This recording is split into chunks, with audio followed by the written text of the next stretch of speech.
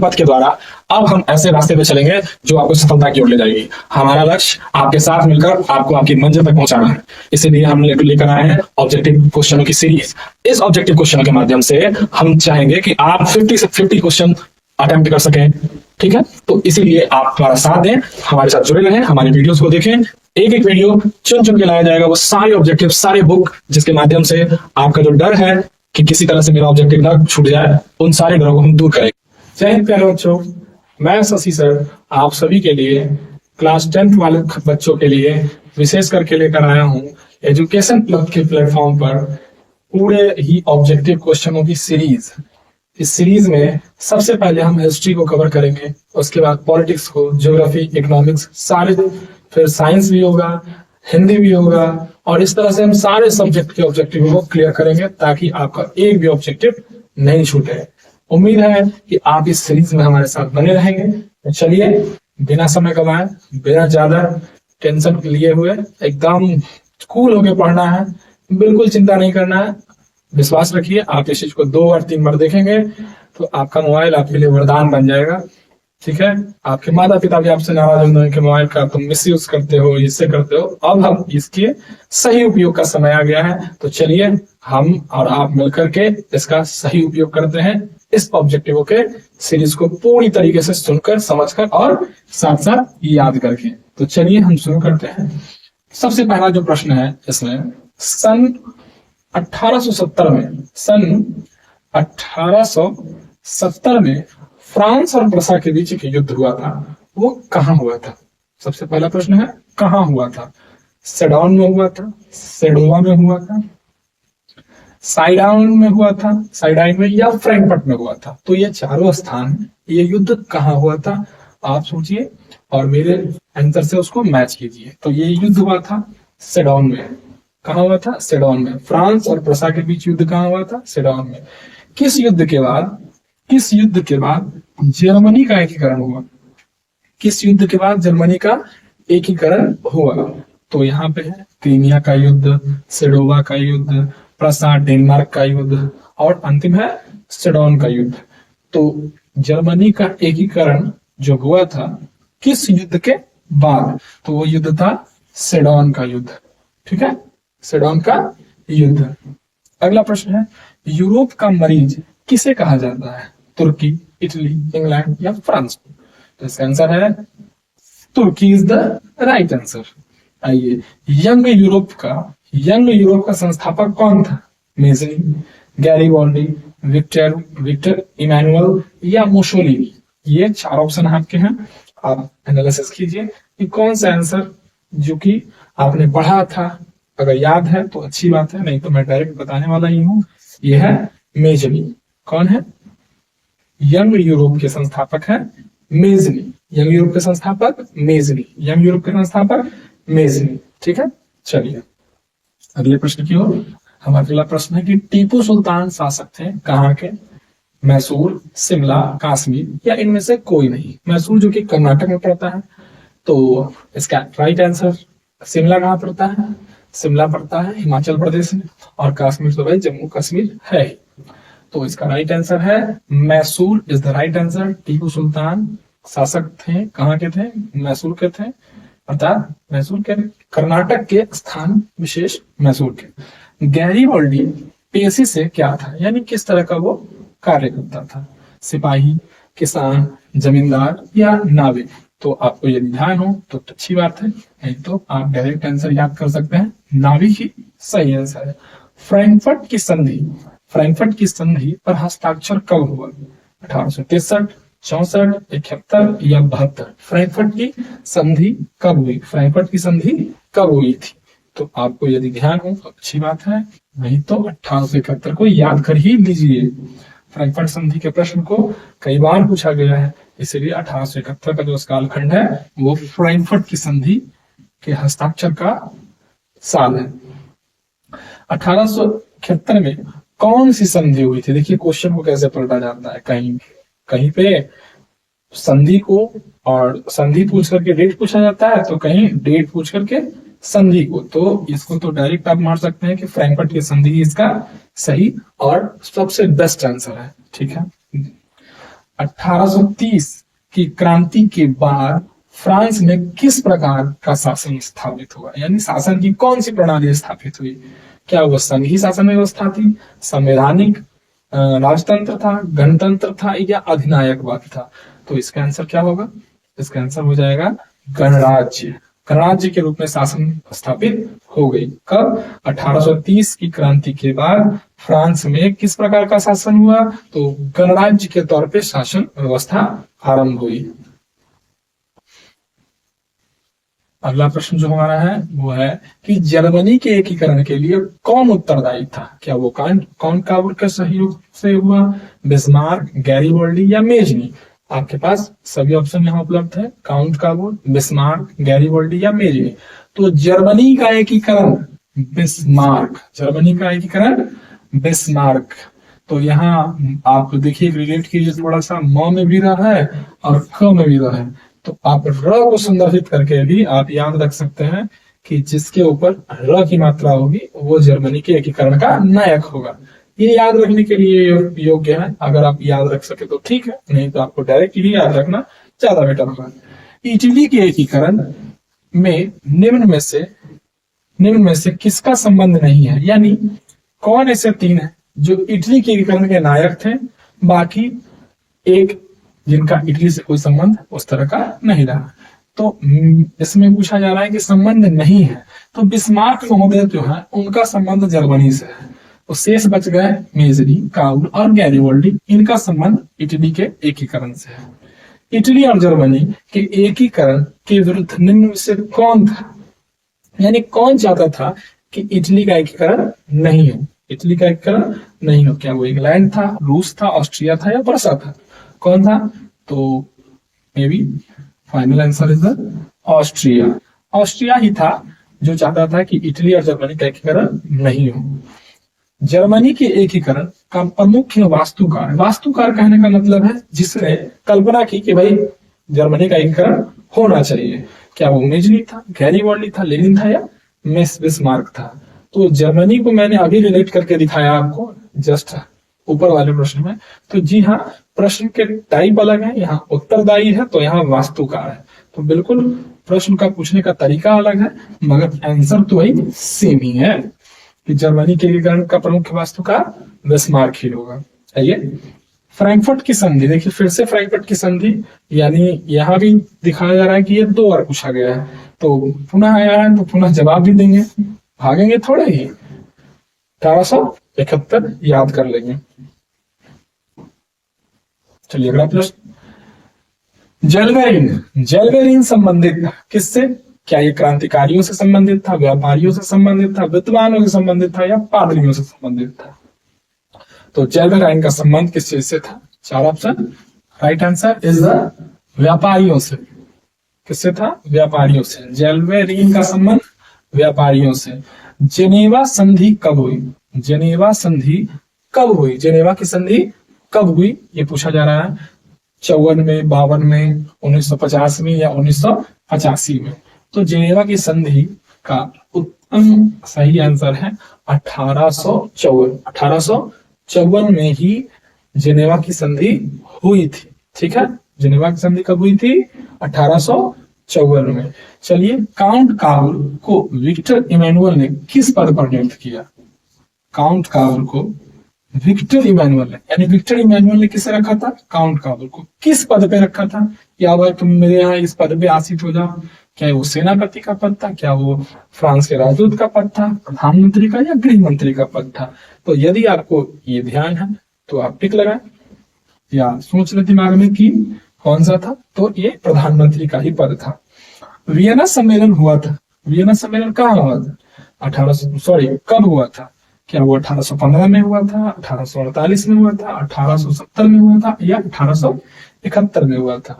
Vienna सम्मेलन कब हुआ था? तो इसका आंसर है 4 डेट, फाइनल डेट इज 1815। 1815 में क्या हुआ था? वियना सम्मेलन हुआ था। वियना सम्मेलन 1815, वियना सम्मेलन 1815, वियना सम्मेलन 1815। निम्न में से किसके योगदान से इटली का एकीकरण पूर्ण हुआ? किसके एकीकरण मतलब प्रयास से इटली का एकीकरण पूर्ण हुआ? क्या मेजनी जी थे, काउंट काउट थे, विक्टर इमैनुअल, और इनमें से सभी। तो आप यहाँ क्या लगाएंगे टिक? आपको ध्यान होगा कि इन सभी तीनों का ही नाम इस प्रश्न के अनुसार सही है, तो इनमें से सभी ही आंसर लगाएंगे कि इन तीनों का योगदान था किस चीज में? इटली के एकीकरण में। रक्त और लौह की नीति, रक्त और लौह की नीति का अवलंबन किसने किया? यानी कहने का मतलब है, देखिए कितना most most most most popular question, बार बार आने वाले प्रश्नों में यह है कि रक्त और लौह। भाई कितना बड़ा बात ही है कि रक्त और लौह, यानी रक्त बहाने के लिए भी कोई दिक्कत नहीं, लोहा लेने के लिए भी पीछे हटने वाले नहीं है। रक्त बहाने से लेकर लोहा लेने यानी दुश्मनी लेने तक के लिए तैयार है, मतलब सामना करने के लिए तैयार है। इस तरह की बात ये नीति किसने लाई थी? क्या गैरीबल्डी, मेजनी, बिस्मार्क या नेपोलियन? ये इतनी शानदार विचारधारा थी किसकी? तो ये थी बिस्मार्क महोदय की, जिन्होंने जर्मनी के क्रांति में अपना एकीकरण में योगदान दिया है। अगला प्रश्न है कि जर्मनी राइन राज्य, जर्मनी राइन राज्य का निर्माण किसने किया था? किसने किया था? तो यहाँ पे लुई 18 है, 10, 5, 15 और 3, 18। तो लुई 18वें ने किया था, नेपोलियन बोनापार्ट ने किया था, नेपोलियन तृतीय ने किया था, या बिस्मार्क ने किया था? तो ये भी आपका काफी वीवीआई क्वेश्चन है। ध्यान रखिएगा कि जर्मन राइन राज्य का निर्माण किसने किया था? जर्मन राइन राज्य, जर्मन राइन राज्य, जर्मन राइन राज्य, Napoleon Bonaparte, Napoleon Bonaparte, Napoleon Bonaparte. निम्न में से किस सम्मेलन में जर्मनी की क्षतिपूर्ति राशि, जर्मनी को कब क्षतिपूर्ति हुई? क्षतिपूर्ति का कहने का मतलब है कि लॉस। तो लॉस क्यों लगा था? प्रथम विश्व युद्ध में हारने के बाद बहुत सारे इस पर सैंक्शन, रोक लगा दिया गया, बहुत सी चीजें छीन ली गई, बहुत सी चीजों पर रोक लगा दिया गया, जिससे इसको काफी क्षतिपूर्ति यानी नुकसान हुआ। अब जो क्षतिपूर्ति दूसरे देशों को जो नुकसान हुआ उसका भी इसको भरपाई करना था, कि जो युद्ध हुआ उसमें जिन और वगैरह जो देश थे जिनको लॉस हुआ उनको भी कहना था कि भाई तुम्ही को हमारा भी नुकसान भरना होगा। तो वो क्षतिपूर्ति की राशि इस पर तय की गई थी, तो बाद में इसको चुकानी थी, तो उसको बाद में कम कर दिया गया। क्या कर दिया गया? कम कर दिया कि छोड़ो भाई, इसको ये उतना नहीं दे पाएगा तो इसे थोड़ा माफ करते हैं। मगर कब, कैसे? तो कुछ सम्मेलन हुए थे। क्या इन चारों में से कौन सा सम्मेलन है? तो पहला है क्वेटो सम्मेलन, वियना सम्मेलन, रियो डी जेनेरियो सम्मेलन और लौसेने सम्मेलन, लौसेने सम्मेलन। तो इसका सही आंसर है लौसेने सम्मेलन। लौसेने सम्मेलन में यह तय हुआ कि भाई जर्मनी को थोड़ा छूट दे देते हैं, जर्मनी ये नहीं कर पाएगा, ये चुका नहीं पाएगा। ठीक है, चलिए अगले प्रश्न की ओर। हीगेल किस देश के दार्शनिक थे? हीगेल किस देश के दार्शनिक थे? France, Italy, Germany, Austria.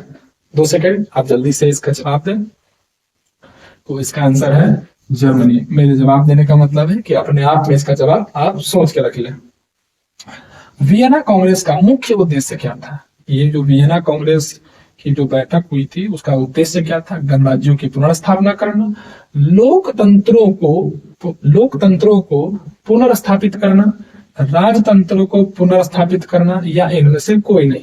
यानी किस प्रकार के तंत्र की स्थापना करना था? गणतंत्र, लोकतंत्र या राजतंत्र? चारों ऑप्शन आपके सामने हैं। तो इसका आंसर होगा राजतंत्र। ये राजतंत्र को बढ़ावा देने वाला था वियना कांग्रेस। फ्रांसीसी क्रांति कब हुई? 1789, 1804, 1871 या 1817? तो बिल्कुल मुझे पता है कि ये आपके दिमाग में आ चुका होगा। वियना कांग्रेस का मुख्य उद्देश्य क्या था? जो अभी जस्ट ये 2 क्वेश्चन आई थिंक पहले वाला ही है, तो बिल्कुल ध्यान ही होगा कि राजतंत्र की स्थापना वियना कांग्रेस का उद्देश्य था। फ्रांस की क्रांति 1789 में ही हुई थी। अगला क्वेश्चन जो है वह है कि जर्मनी का संबंध मेजनी का संबंध किस संगठन से था? लाल सिंह, कार्बोनरी, डाइड या जालबेरी? चारों ऑप्शन आपके समक्ष है, आप एनालिसिस करें इसका आंसर क्या होगा। तो आई थिंक इसका आंसर कार्बोनरी।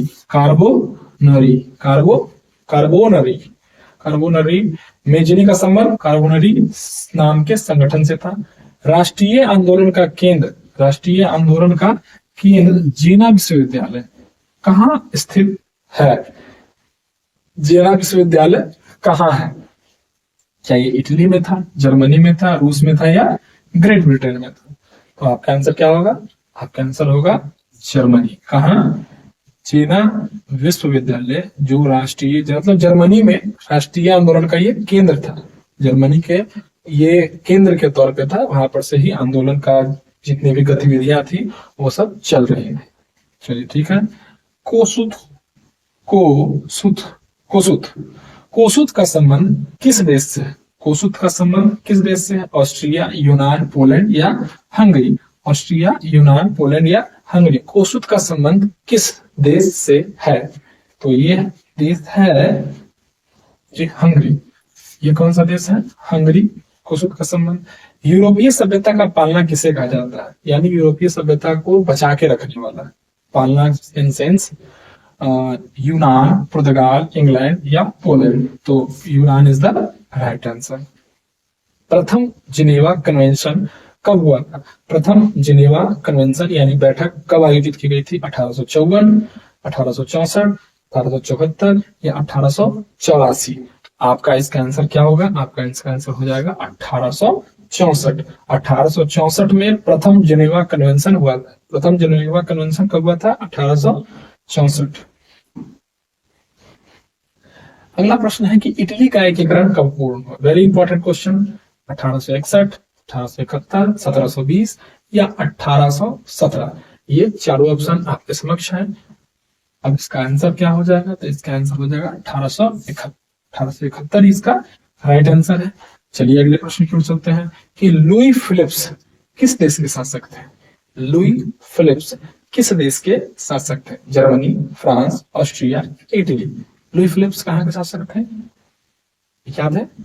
याद है तो ठीक, नहीं तो डायरेक्ट चलिए फ्रांस की ओर। लुई फिलिप्स का संबंध किस देश से है? फ्रांस से। निम्न में से कौन मित्र राष्ट्र के गुट में शामिल नहीं था? यानी एक जो है मित्र राष्ट्र में शामिल नहीं था और बाकी 3 मित्र राष्ट्र में ही थे। तो जहां तक कि आपको ध्यान होगा कि जर्मनी मित्र राष्ट्र में नहीं था। मित्र राष्ट्र में कौन था? ब्रिटेन, फ्रांस और रूस। ब्रिटेन, फ्रांस और रूस। तो आप ध्यान से याद कर लीजिएगा कि मित्र राष्ट्र में कौन कौन से थे और ध्रुवीय राष्ट्र में कौन कौन से थे। बोहेमिया निम्न में से किस देश के अधीन था? यानी बोहेमिया पर कहने का मतलब है किसका कब्जा था? क्या ऑस्ट्रिया का कब्जा था, यूनान का, तुर्की का या पोलैंड का? किसका कब्जा था? तो आंसर है ऑस्ट्रिया। क्या है? ऑस्ट्रिया का कब्जा था। किस पर? तो बोहेमिया पर। बोहेमिया पर। ठीक है। ये अगले क्वेश्चन की ओर चलते हैं। अगला क्वेश्चन जो हमारा है कि 1871 में विलियम प्रथम कहाँ के सम्राट बना? 1871 में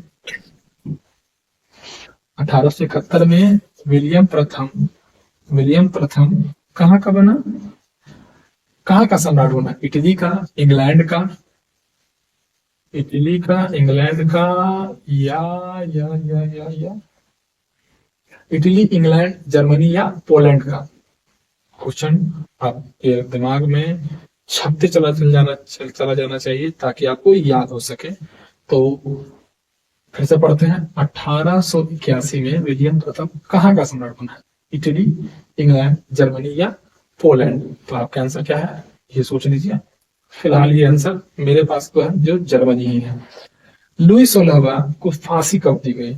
जान ही रहे लुई 16वां के बारे में, तो उसको आपको पता है कि उसको फांसी दी गई थी। कब दी गई थी?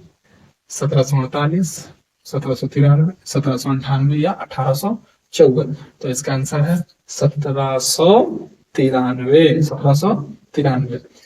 अगला क्वेश्चन है कि पोट्सडम की घोषणा के बाद किसने आत्मसमर्पण कर दिया? यानी पोट्सडम की जो घोषणा हुई थी उसके बाद किसने कहा कि अब मुझे युद्ध नहीं लड़ना, मैं युद्ध यहीं पे समाप्त करता हूँ? क्या वो फ्रांस था, जापान था, वियतनाम था या भारत था?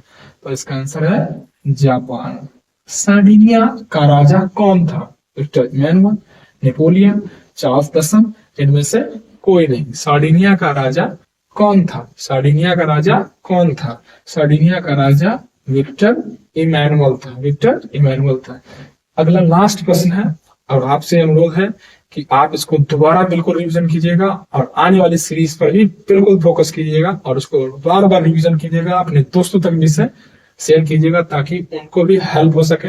एक सच्चा दोस्त वही है जो दूसरे दोस्त के सहायता करता है, ना कि पैर खींचता है। ठीक है, तो चलिए इसी भाव के साथ लास्ट प्रश्न को ही पूरा करते हैं कि इटली के एकीकरण का प्रमुख नायक कौन था? क्या वो मेजनी था, काउर था, गैरीबॉल्डी था, या इनमें से सभी? ये तो जानते ही हैं कि ये तीनों ही हीरो थे इटली के। ठीक है, तो इसी के साथ ये वीडियो पूरा हुआ। आशा करता हूं कि आप अच्छे से पढ़ें, अच्छे मार्क्स लाएं और अपने माता पिता विद्यालय का नाम रोशन करें। जय हिंद, जय भारत।